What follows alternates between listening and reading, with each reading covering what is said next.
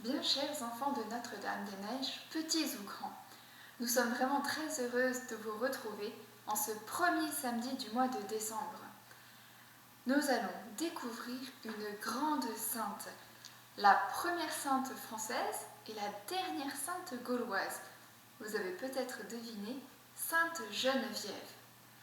Elle est née à Nanterre, près de Paris, en 422, dans une famille catholique qui a beaucoup prié pour avoir un enfant. Son nom, Geneviève, en gaulois, veut dire fille du ciel. Quand elle a 7 ans, un événement va changer sa vie. En effet, 2 évêques passent par Nanterre.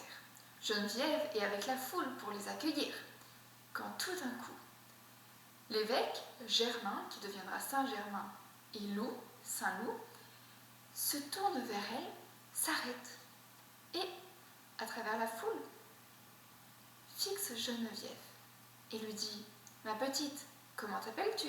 « Geneviève, répondit-elle. Qui sont tes parents ? Sévère et Gérontia.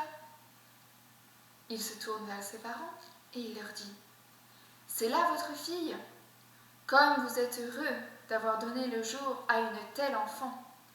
Si vous saviez la joie que sa naissance a provoquée au ciel parmi tous les anges, elle sera grande devant Dieu et par sa vie, elle convertira beaucoup de pécheurs. » Puis, il s'adressa à Geneviève et lui demanda « Veux-tu te consacrer au Christ en te donnant à lui totalement ?» Elle répondit « Oui, je le veux, et je vous supplie de prier Dieu que je puisse l'obtenir. » Il lui répondit « Si tu es fidèle au Seigneur, il sera ta force et ton secours. » À partir de ce moment-là, l'évêque Saint-Germain, futur Saint-Germain, lui donnera un médaillon, un pendentif, avec dessus le monogramme du Christ, une sorte de paix avec une croix. Et elle le portera toujours en souvenir de sa promesse. Elle avait 7 ans à ce moment-là. Ses parents ont un peu de mal à comprendre cette consécration aussi jeune, sa maman surtout. Alors sa maman va essayer de la tenter, va lui dire qu'elle devrait suivre toutes les petites filles, aller aux fêtes quand il y a des fêtes. Même un jour, elle va s'emporter contre elle et lui donner une gifle. Oh là là, mais pauvre Geneviève. Geneviève veut se donner totalement à Dieu. Quelque temps plus tard, sa maman va perdre la vue. Ce qui va lui donner, elle qui était très active dans la maison, du temps pour prier, pour réfléchir. Et petit à petit, elle va comprendre que Geneviève a bien été appelée par Dieu. Et elle va accepter la vocation de sa fille. Quelque temps passèrent, et un jour, sa maman va dire à Geneviève « Va puiser de l'eau ». Geneviève, très obéissante, alla puiser de l'eau. Et elle ne put s'empêcher de faire une petite prière à Dieu pour demander la guérison de sa maman. Elle rapporte l'eau à sa maman. Elle le pose près de la table, sur la table à côté de sa maman. Et sa maman va lui dire « Fais le signe de croix sur l'eau ». Oh, Geneviève avait l'habitude de dire son bénédicité avant de prier pour demander à Dieu de bénir sa nourriture, donc elle le fait.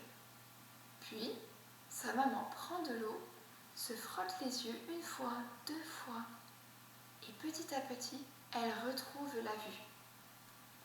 C'est un des premiers miracles de Sainte Geneviève. Geneviève grandit.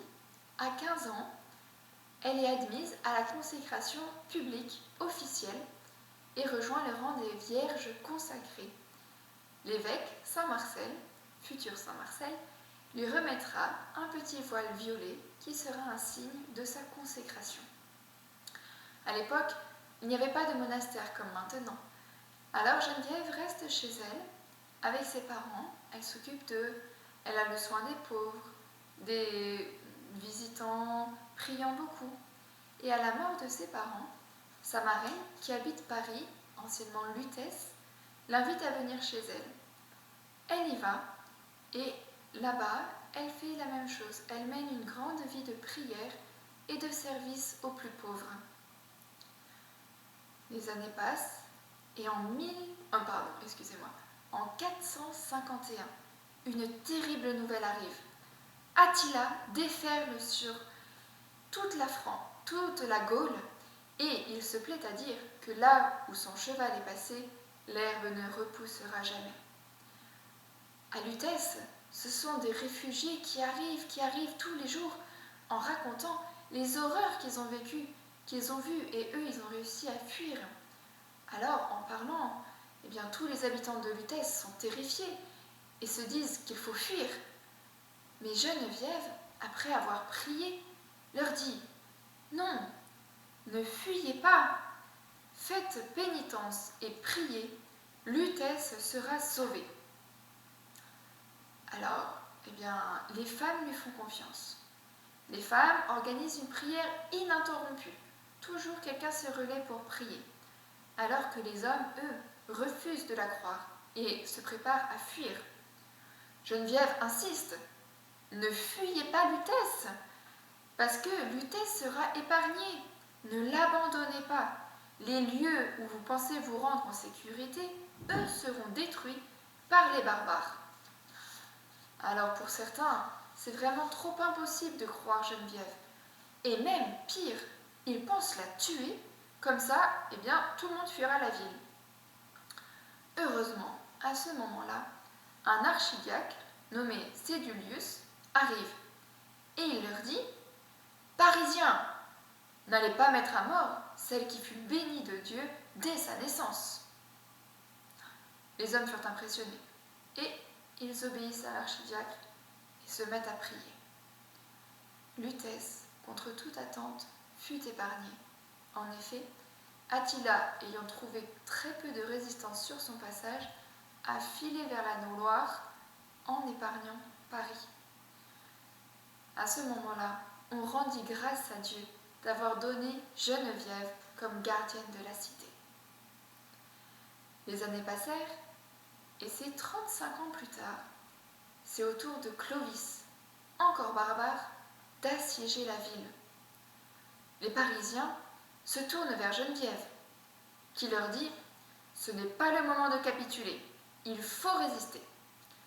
Elle organise le ravitaillement et elle monte sur un bateau, remonte la Seine vers la Champagne et revient avec 11 bateaux chargés de victuailles.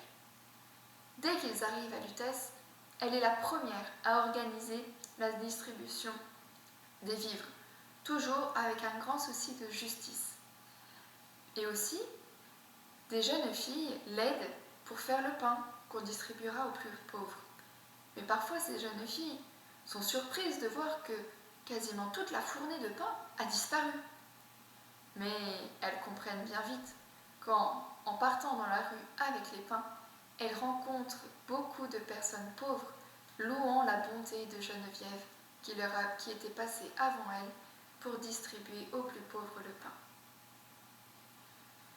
Quelques années plus tard, en 492, Clovis décide de se marier et il épouse celle qui deviendra Sainte Clotilde.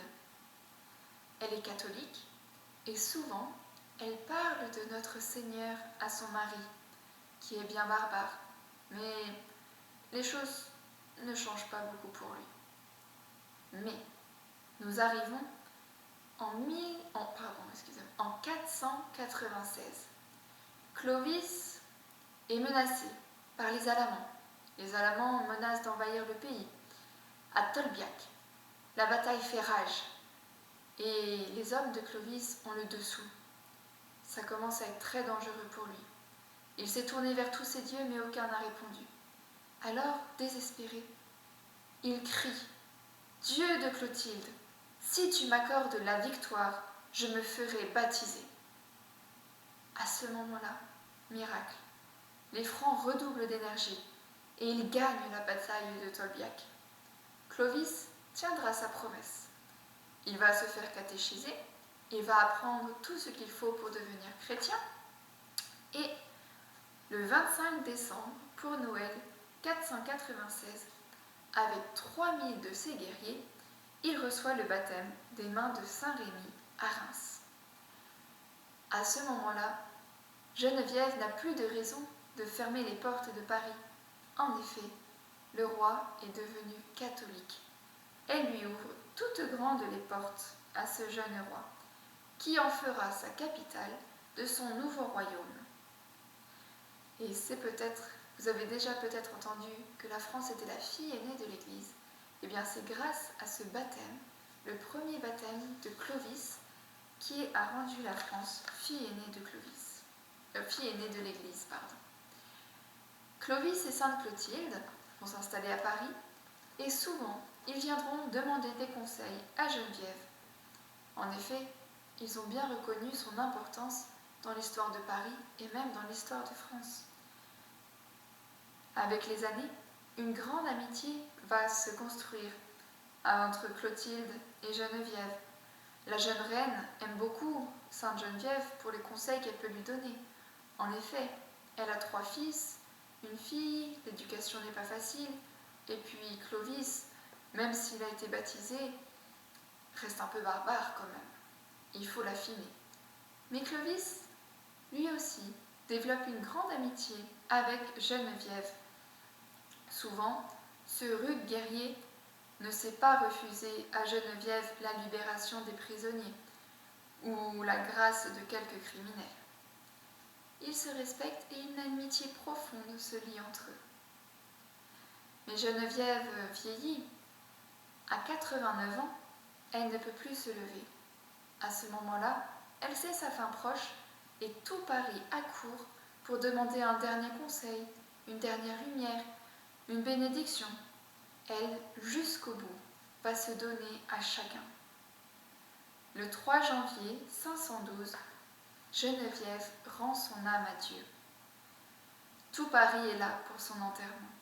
Son tombeau devient rapidement un lieu de pèlerinage et beaucoup de miracles sont obtenus par son intercession.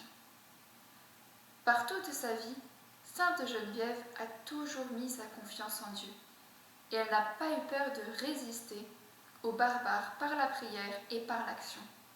Elle mérite donc bien son titre de patronne de Paris.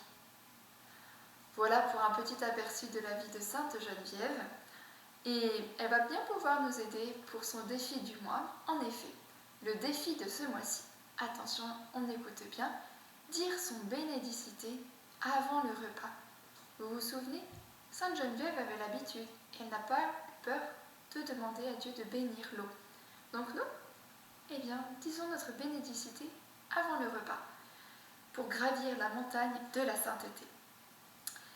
Elle peut bien nous aider, Sainte Geneviève. Et avant de nous quitter, nous allons nous tourner vers la Sainte Vierge. Au nom du Père, et du Fils, et du Saint-Esprit. Amen.